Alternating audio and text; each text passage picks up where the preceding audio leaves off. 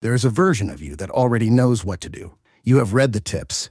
You have watched the videos. You have written the plans in fresh notebooks with real hope. And yet, here you are. The exam is coming, and the gap between who you plan to be and who you actually became this semester feels wider than ever. I am not here to shame you. I am here to tell you something most people won't. The problem was never information. You had enough of that. The problem was that no one showed you how to build a day that could carry you even when your emotions refused to cooperate, even when the pressure climbed, even when fear started sitting in the room with you while you tried to study. That changes now. Before exams, most students enter panic mode. They stay up late. They highlight entire textbooks. They move from subject to subject every 20 minutes, never going deep, never actually learning. They look busy. They feel behind. And every morning, they wake up feeling slightly more lost than the night before. That is not studying. That is performing the idea of studying for yourself. And deep down, you already know the difference. Real preparation is not about how many hours you sit at a desk. It is about what happens inside those hours.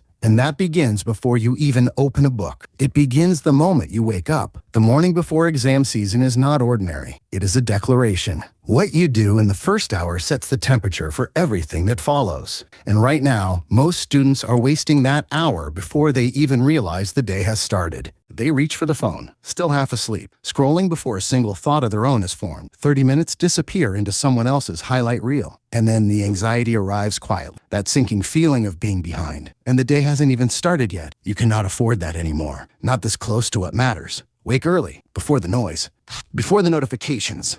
Open a window, drink water, let your mind come online on its own terms.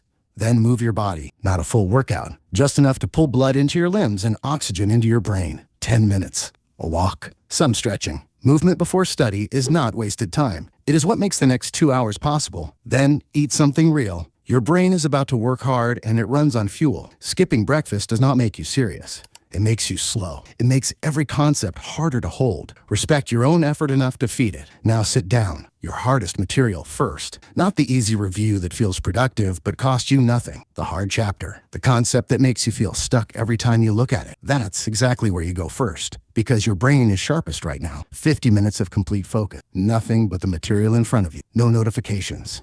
No background noise. Just you and the work and the quiet agreement that for the next 50 minutes, this is the only thing that exists. Then 10 minutes of real rest. Not phone rest. Stand up, walk, drink water. Let your mind breathe. Rest is not a reward for finishing. Rest is what makes the next round of focus possible. Without it, you are just pushing a tired brain through material and wondering why nothing sticks. 2 rounds of this before midday, and you will have done more real work than most students manage in an entire scattered day. The afternoon is where discipline is actually tested, because mornings have natural energy. But the afternoon is heavier. The initial drive has faded, and the phone is right there, asking almost nothing of you while your brain asks everything. This is the moment most students surrender.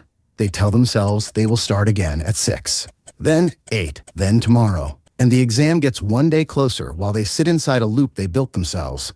You are not trapped. You just haven't decided yet. After a light lunch, rest properly. 15 to 20 minutes.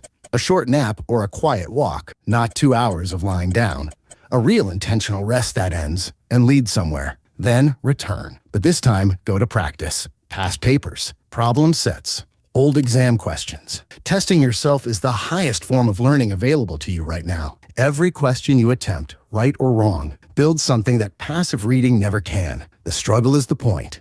Do not skip it. The evening is where most students completely give up on themselves. They are tired. They feel they have earned the right to disappear into their phones for the rest of the night. But there is a difference between rest that recovers you and rest that empties you further. 4 hours of scrolling does not leave you refreshed. It leaves you restless and quietly ashamed when midnight arrives and nothing was recovered at all. Move your body in the evening. Walk, run, 20 to 30 minutes. This is not about fitness. Your nervous system has been under pressure all day, and physical movement is the most effective way to process that stress.